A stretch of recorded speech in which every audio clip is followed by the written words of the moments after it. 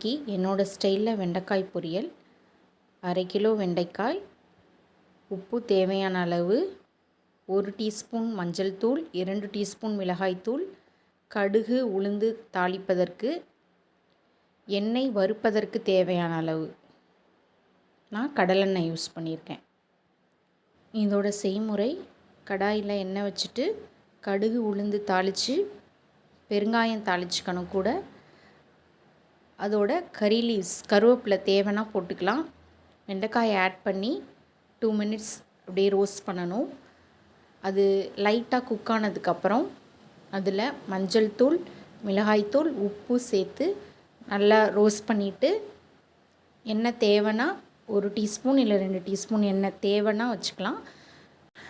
இது எல்லாத்தையும் நல்லா மிக்ஸ் பண்ணி விட்டு ஒரு லிட்டு மூடி போட்டு நல்லா மூடி ஒரு 2 மினிட்ஸுக்கு மூடி வச்சிடணும்.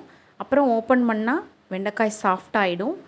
இன்னும் கொஞ்சம் உங்களுக்கு சாஃப்ட்னஸ் இன்க்ரீஸ் பண்ணணும் அப்படின்னா இன்னும் நல்லா ஒரு 2 மினிட்ஸுக்கு நல்லா மிக்ஸ் பண்ணி விடணும். அதுக்கப்புறம் சாஃப்டாகிடும். இப்போது சுவையான வெண்டைக்காய் பொரியல் தயாராகிடும்.